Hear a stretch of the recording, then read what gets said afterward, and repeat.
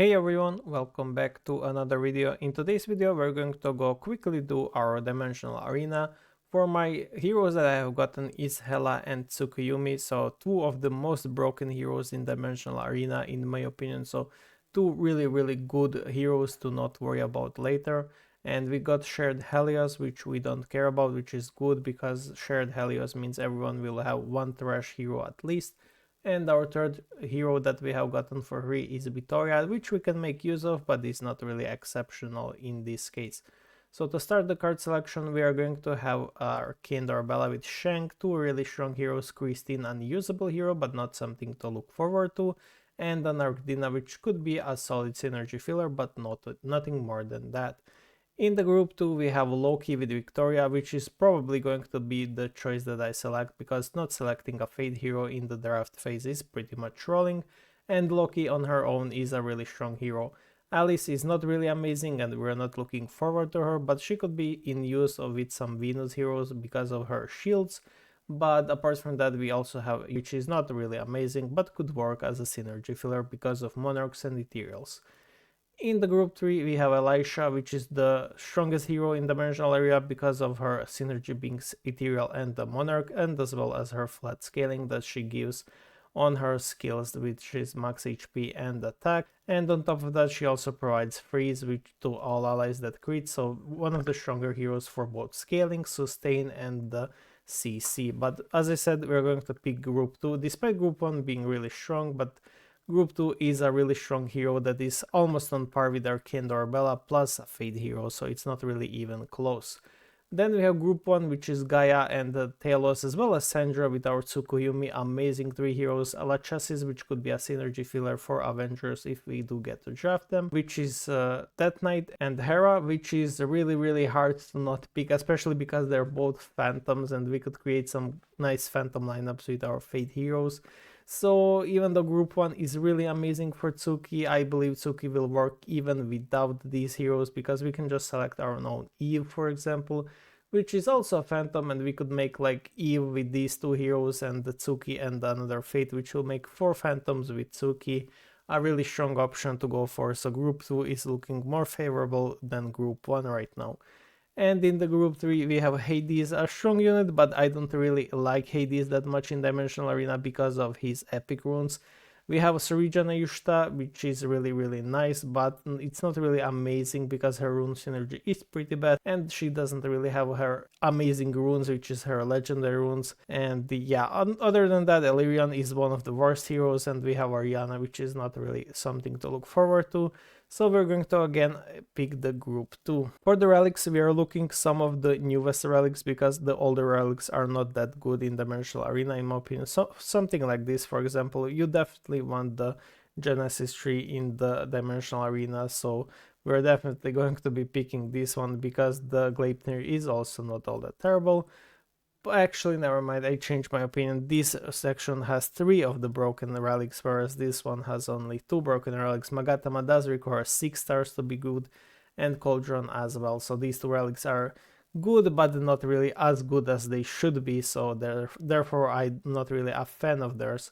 We have Tree and Gleipnir against the Scepter, which removes the tree itself. Pretty much easy counter to the tree. We have a better version of tree, or rather more reliable. So the tree actually applies the seal only once per battle, whereas this can apply multiple times and is more reliable in my opinion. So yeah, I personally like the Crown of Purity far more than the tree. And we also have the Divine Plume, which is not a terrible relic at all. That's why I'm going to go ahead and pick the group 3. For the round 4 we have some of the worst heroes. So we have Leandra, which isn't all that terrible. We have Mastima and Ashlyn, not the great heroes, and both are enchanters. And then we have Emily, which is a really nice pair with Tsuki, but we are not looking for her because we do kind of want to make Phantom Mystifiers if the game decides to. So group 1 for now is looking very skippable. Group 2 is looking already better than the group 1, so we have Amaterasu for flat HP increase, we have Bahamut for the flat HP increase, and we have Sandra to pair with Tsuki if needed. The issue with these two is they don't really fit many teams, so right now we don't even have a really strong team, we only have strong heroes, which we will have to make a team of. So these heroes unfortunately don't fit any of these heroes right here, but they're strong heroes individually. In the group 3 we have Cleopatra and Arthur and the Nyx and the Marina, which is not really good because Arthur is pretty solid hero, but he's not that amazing in Dimensional Arena. He's too squishy and he will die, but he can at least reflect the debuffs. And we have Cleopatra, which we don't care about because we already do have 2 Fate heroes, and we can pick our own third Lucifer from our own selection if needed. So for now actually group 2 looks pretty okayish because it's the only group that has solid heroes. Then in the group 1 round 5 we have 4 amazing heroes for one of the strongest heroes, so actually excluding Arthur, but at least he's good in this case because it's 3 other heroes that make him good. So we have Odin, which can fit our Mystifiers, we have Dullahan, also fits Mystifiers, and we have Yorm, which fits any team, and Arthur we can slap in with any team as well because of the debuffs, or because of his odds to reflect back the debuffs. In the group 2 we have Elisha with Dash Shield, not really terrible, but we're not looking for these heroes because these 3 heroes are better than these 2 heroes. Arcdina, as I said, only a synergy filler, which doesn't really fit in here, and the Gloria not really that good. And group 3 is a pretty skip group. Telenis is really hard to activate, she does require attack stacks, which is really hard to come by because most of the, if not all of the new heroes don't really have that. Leandra is, as I said, good but not really fitting anywhere, so we're going to go ahead and pick the group 1. And then we have our relics second part, we have chrono schemes, and this, yeah, I really like this group. So group 2 is solid if we had Venus, but we don't. The scissors, or rather the vanquisher, does require 6 stars or 8 stars as majority of the relics, and these 2 relics are pretty old and don't really serve a really good effect. Same goes for all of these relics. So group 3 is really solid because we do have Fortitude in Dimensional Arena, which actually works, unlike in the World Arena, because it gets countered by the Execute from the Phoenix. We have the Chrono Schemes, which will increase the duration of the CCs, which we could pair with, for example, Hera, because she does stun on that. And we have the Crimson Chalice, which is going to be good in any team because of the silence on enemy team. And here are the teams that I have made. So the first team is the Avenger Phantoms with Amaterasu. It's the reason why I'm using her is because I don't really have any other hero to use apart from perhaps Solomon for the 6 Avengers, which could be actually perhaps worth, but the Amaterasu does actually provide me with the additional HP, and she also provides me with 2 Celestials for the clan. So for now I'm going to keep Amaterasu, and then later if this team keeps losing I will try with the Solomon. Hela in the backline, obviously for the majority of the DPS heroes hitting backline so they can stun themselves, and because I want the Death Knight to basically make them immortal. I also have Amaterasu for the shields and for the HP so that Knight can live longer, as well as the Arcdina to basically give Fortitude effect, or rather the immortality, to the Death Knight.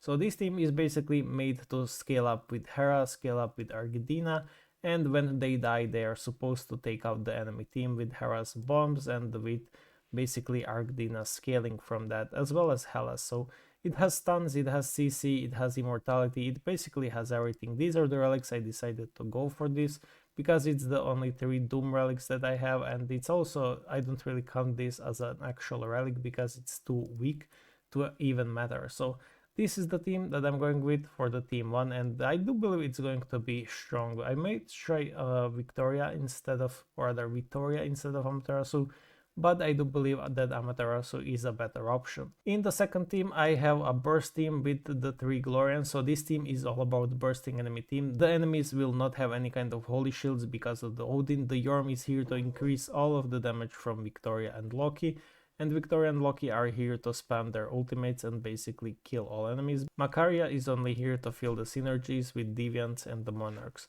These are the relics I'm using, so Scepter in case enemy has Lucifer or Tsuki to basically cleanse all of the stats that have been stolen from me, so this burst team doesn't get nerfed down and actually can still burst them down. I have the Cauldron in position 2 in case they have a way to basically reflect damage by Dooms or Magatama or Hera, so this team will survive the burst. And then lastly we have the seal effect, so my heroes can seal the enemy heroes. And the last team is going to be a matchup of Arthur with Tsuki and Bahamut. And I also gave them the 7-star planetary gate, which basically gives me a 2-round invincibility. So this team will not die for the 2 rounds, and it has also a silence on the relic, and it will also extend all of the debuffs that have been basically reflected by Arthur to the enemy team, as well as enhance the tremor effect from Bahamut.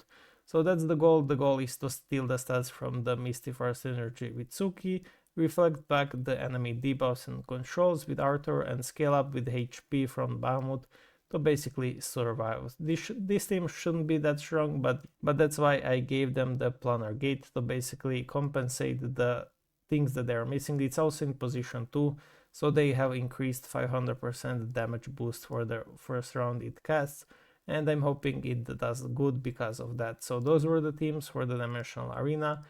They should be good. All 3 teams should be good. The best team, in my opinion, is going to be the team 3 with the Burst team, and then second best probably the Avengers with Phantoms, and lastly the matchup of Tsuki with Arthur. It's a pretty solid old combo, but yeah, it might work in Dimensional Arena, it might not. We will see how it goes. So thank you for watching, and see you guys in the next one.